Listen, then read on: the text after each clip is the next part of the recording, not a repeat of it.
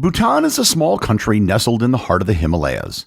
Best known for its stunning location and its practice of Tibetan Buddhism, Bhutan was one of the most isolated and underdeveloped countries in the world. However, over the last 30 years, it has experienced rapid development and has taken steps to integrate itself into the global community. In the process, they've introduced several policies that are not found anywhere else. Learn more about the history and development of Bhutan on this episode of Everything Everywhere Daily.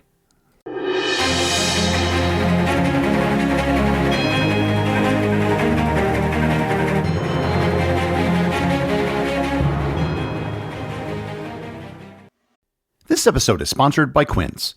As the weather cools here in Wisconsin, I'm swapping in the pieces that actually get the job done, that are warm, durable, and built to last. And Quince delivers every time, with wardrobe staples that'll carry you through the season. I've told you before about my duvet cover, my blanket, and my black cashmere sweater that I all got on Quince, all of which will be helping me get through this fall and winter. Quince has the kind of staples you'll actually want to wear and repeat, like classic fit denim and real leather and wool outerwear that looks sharp and holds up. By partnering directly with ethical factories and top artisans, Quince cuts out the middleman to deliver premium quality at half the cost of similar brands, and sometimes with even bigger discounts. Layer up this fall with pieces that feel as good as they look. Go to quince.com/daily for free shipping on your order and 365-day returns. Now available in Canada too. That's QUINCE.com/daily. Free shipping and 365-day returns. Quince.com/daily.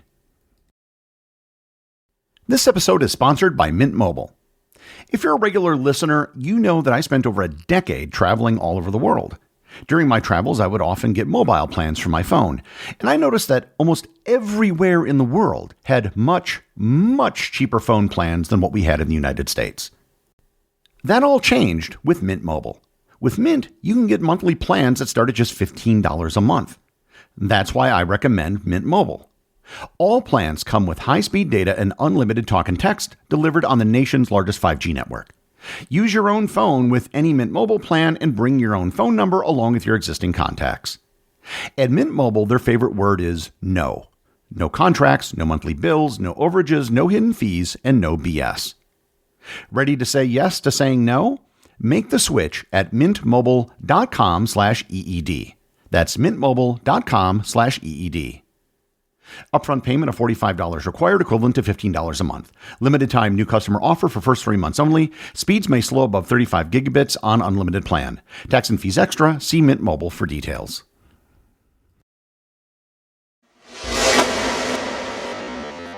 There's a good chance that most of you have heard of Bhutan, but probably don't know much about it. It's seldom in the news, receives very few visitors, and hasn't had many events that have ever put it in the history books. There's a reason why it's traditionally been called the Hermit Kingdom. Bhutan is a landlocked country located between China to the north and India to the south. The country sits in the heart of the eastern Himalayas. Tall mountains, deep valleys, and fast-paced rivers define the country's geography. Bhutan's location makes it the most mountainous country in the world, with 98.8% of its land covered by mountains. The highest point in Bhutan is Gangkar Punsam, situated in the northwestern part of the country on the border with China. The summit is 7,570 meters or 24,836 feet above sea level, making it the 40th highest point on Earth. This mountain remains the tallest unclimbed mountain in the world. Climbers have attempted 4 expeditions in the past to climb it, and they have all failed. And since Bhutan now bans mountaineering, successful ascents seem highly unlikely anytime soon. The lowest point in Bhutan is located in the southern part of the country and has an elevation of just 97 meters, or 318 feet above sea level. Most of Bhutan's 727,000 people reside in the central portion of the country, as it's more accessible and has more arable land compared to the rest. Additionally, the 4 main rivers within Bhutan are all located in this region, providing fertile river valleys for food production. Bhutan's climate varies based on the elevation. The northern portion of the country experiences an environment similar to that of polar regions, characterized by year-round snow and colder temperatures, whereas the southern part of the country is actually subtropical. Bhutan has 5 different seasons. spring, summer, monsoon, autumn, and winter. The western portion of Bhutan experiences the heaviest monsoon season, characterized by high humidity and heavy rainfall. As for animals in Bhutan, there's a large number of primates, such as lemurs and monkeys, as well as species such as the clouded leopard, the snow leopard, the Bengal tiger, the red panda, and the sloth bear. Much of Bhutan's early history is actually shrouded in mystery. There is evidence that Bhutan was inhabited as early as 2000 BC by humans. Archaeological evidence includes tools, remnants of stone structures, elephant tusks, and weapons. Some theories suggest that the ancient states of Loman and Monyul may have been located in modern Bhutan between the years 500 BC and 600. And this theory originates from Tibetan and Bhutanese chronicles, which spoke of such a state, but it's never been confirmed. We do know that by the 7th century, people were already present in modern Bhutan's borders, as the Tibetan king Songtsen Gampo expanded his empire into Bhutan. When the empire expanded into Bhutan, 2 Buddhist temples were created, which were used to promote and spread Tibetan Buddhism. In the 9th century, Tibet faced a period of political turmoil. Because of the instability, many Tibetan Buddhist monks fled to safety in Bhutan. Tibetan Buddhism has had a profound impact on the country's historical and political development, as the religion significantly shaped the country's politics and culture. In the 12th century, a Buddhist school called the Drukpa Kagyupa was established. This school played a pivotal role in preserving Tibetan Buddhism as the primary religious practice in Bhutan. The formation of modern-day Bhutan dates back to the 17th century. This government was founded by a Drukpa monk by the name of Ngawang Namgyal, also known as the Zabrung Rinpoche. Drukpa monks in Bhutan practiced a form of Tibetan Buddhism founded by a monk named Drukpa Kagyu, who had unusual Buddhist practices. He was nicknamed the Mad Monk due to his more open-minded perspective on enlightenment. Drukpa Kagyu believed the constraints that many Buddhists held themselves to were too constrictive. He felt that vices like alcohol and sex, which were normally considered taboo for monks, could be embraced. Ngawang Namgyal arrived in Bhutan in 1616 after leaving Tibet. He left Tibet after having a vision in which the deities of Bhutan were said to offer him a home. In reality, he was fearful of being arrested following a misunderstanding with religious artifacts, which is why he fled Tibet. Upon arriving in Bhutan, Ngawang Namgyal began to consolidate power, starting with the western region of the country before unifying all of Bhutan. For this, he is viewed as the first great historical figure in Bhutanese history. As a leader, he created a code of law and built a network of forts. These forts helped bring the local lords into a centralized power structure.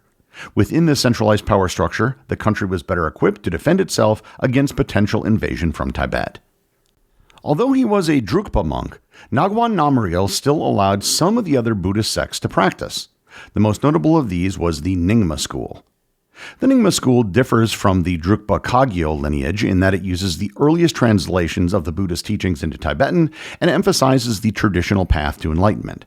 Today, the Nyingma schools account for about 30% of Bhutan's Buddhist monks. The earliest records of Western countries in Bhutan date back to the year 1627 when the Portuguese arrived.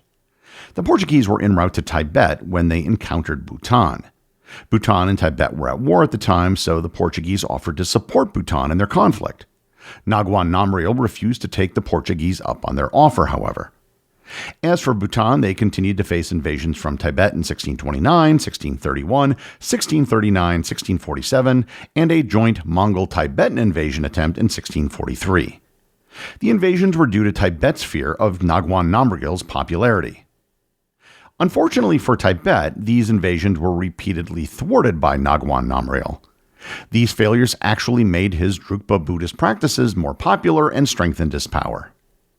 During Ngawang Namgyal's rule, he established a dual political system.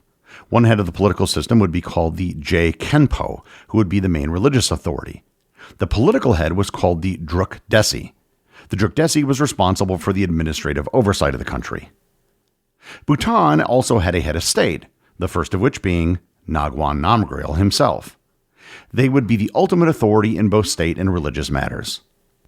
As for Bhutan's laws, they were developed around the Buddhist Dharma, which served as the country's religious foundation. Bhutan's legal code was known as the Tsa Ying, which remained in place until the 1960s. Ngawang Namgyel died in 1651 at the age of 57. But news of this fact wasn't announced to the public until 54 years later. This was due to fear that Bhutan would simply fall apart if his death were made public. They instead claimed that he was in a religious retreat for the entire time. Ngawang Namgyel's brother and stepbrother did most of the leadership duties during this period. In the early 18th century, the British arrived. Bhutan and the British faced issues over the Principality of Coach Bahar, which is a city located in modern-day India. Bhutan had aided the principality in a past conflict against the Indian Mughal Empire, and so had political influence over the area. During a succession crisis in the 1770s, the Bhutanese nominee for the throne faced a rival backed by British troops. The city became dependent on the British East India Company, ultimately resulting in the Bhutanese being driven out of town. The British then went further, launching an invasion of Bhutan. This forced Bhutan to sign a peace treaty with the British East India Company, requiring it to make concessions. There were plenty of disputes between the Bhutanese and the British. Most of these disputes stemmed from Bhutan's desire to maintain and protect its independence. This led to military conflicts in 1834 and 1835, resulting in Bhutan temporarily losing some territory. Conflicts between Bhutan and the British continued throughout the 19th century. However, in the early 20th century, there was a significant improvement in relations, primarily due to trade. Much of the improvement in relations was due to the next major Bhutanese leader, Oetken Wangchuck, who held the title Druk Gyalpo, or Dragon King. Oetken Wangchuck realized that the dual political system within Bhutan wasn't working. It was too ineffective at its job to continue. In 1907, a gathering of government officials, Buddhist monks, and prominent family leaders convened to establish an absolute monarchy, with Oetken Wangchuck as its leader. He is considered the first king of Bhutan in the Wangchuck dynasty that still rules today. This actually aligned with British interests as well, due to the conflict between China and Tibet. At this time, China, under the Qing dynasty, had laid claim to Tibet, Bhutan, Nepal, and Sikkim in India, a move which Bhutan and the British resisted.